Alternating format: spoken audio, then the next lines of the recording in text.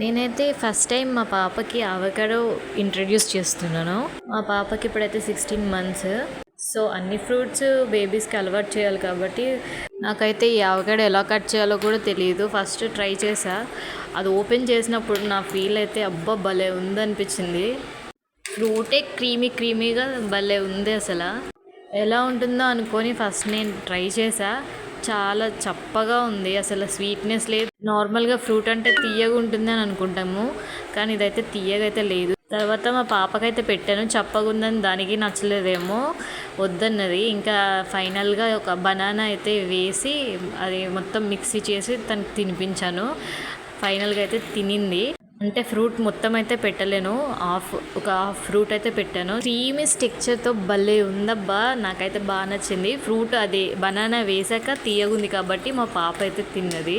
మొత్తానికైతే మా పాపకైతే నచ్చింది, తిన్నది కూడా బాగానే. మీలో నాలాగా ఇప్పటి వరకు అవకాడోని ట్రై చేయని వాళ్ళు ఉంటే కామెంట్ చేయండి.